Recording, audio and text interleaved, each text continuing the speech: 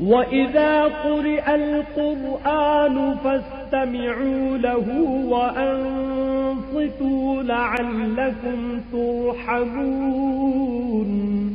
اور جب قرآن پڑھا جائے تو توجہ سے سنا کرو اور خاموش رہا کرو تاکہ تم پر رحم کیا جائے۔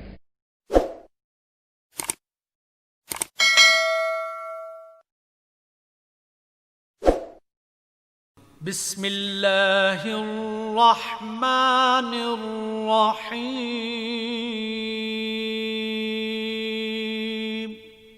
شروع اللہ کے نام سے جو بڑا مہربان نہایت رحم والا ہے۔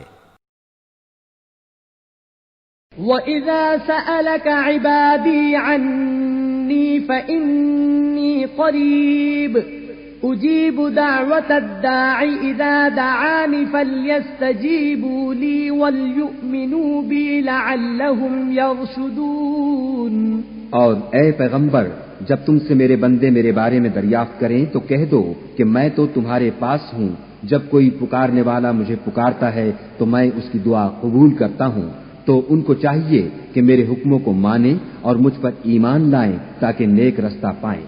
أحل لكم ليلة الصيام الرفث إلى نسائكم هن لباس لكم وأنتم لباس لهم علم الله أنكم كنتم تختانون أنفسكم فتاب عليكم وعفى عنكم فالآن باشروهن وابتغوا ما كتب الله لكم وكلوا واشربوا حتى يتبين لكم الخيط الأبيض من الخيط الأسود من الفجر ثم أتموا الصيام إلى الليل ولا تباشروهن وأنتم عاكفون في المساجد تلك حدود الله فلا تقربوها كذلك يبين الله آياته للناس لعلهم يتقون۔ روزوں کی راتوں میں تمہارے لیے اپنی عورتوں کے پاس جانا جائز کر دیا گیا ہے، وہ تمہاری پوشاک ہیں اور تم ان کی پوشاک ہو۔ خدا کو معلوم ہے کہ تم ان کے پاس جانے سے اپنے حق میں خیانت کرتے تھے، سو اس نے تم پر مہربانی کی اور تمہاری حرکات سے درگزر فرمائی۔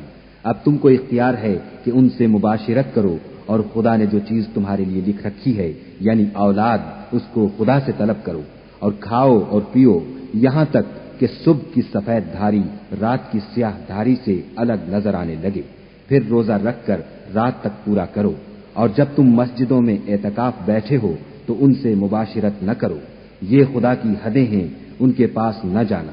اسی طرح خدا اپنی آیتیں لوگوں کے سمجھانے کے لیے کھول کھول کر بیان فرماتا ہے تاکہ وہ پرہیزگار بنے۔ وَلَا تَأْكُلُوا أَمْوَالَكُمْ بَيْنَكُمْ بِالْبَاطِلِ وَتُدْلُوا بِهَا إِلَى الْحُكَّامِ لِتَأْكُلُوا فَرِيقًا مِّنْ أَمْوَالِ النَّاسِ بِالْإِثْمِ وَأَنْتُمْ تَعْلَمُونَ۔ اور ایک دوسرے کا مال ناحق نہ کھاؤ اور نہ اس کو رشوتاً حاکموں کے پاس پہنچاؤ، تاکہ لوگوں کے مال کا کچھ حصہ ناجائز طور پر نہ کھا جاؤ، اور اسے تم جانتے بھی ہو۔ يَسْأَلُونَكَ عَنِ الْأَهِلَّةِ قُلْ هِيَ مَوَاقِيتُ لِلنَّاسِ وَالْحَجِّ وَلَيْسَ الْبِرُّ بِأَن تَأْتُوا الْبُيُوتَ مِن ظُهُورِهَا وَلَكِنَّ الْبِرَّ مَنِ اتَّقَىٰ وَأْتُوا الْبُيُوتَ مِنْ أَبْوَابِهَا وَاتَّقُوا اللَّهَ لَعَلَّكُمْ تُفْلِحُونَ۔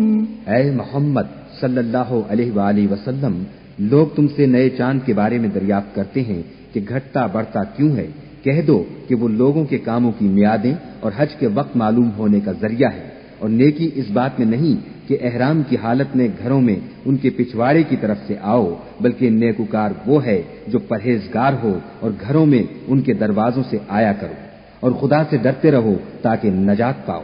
وَقَاتِلُوا فِي سَبِيلِ اللَّهِ الَّذِينَ يُقَاتِلُونَكُمْ وَلَا تَعْتَدُوا إِنَّ اللَّهَ لَا يُحِبُّ الْمُعْتَدِينَ۔ اور جو لوگ تم سے لڑتے ہیں تم بھی خدا کی راہ میں ان سے لڑو، مگر زیادتی نہ کرنا کہ خدا زیادتی کرنے والوں کو دوست نہیں رکھتا۔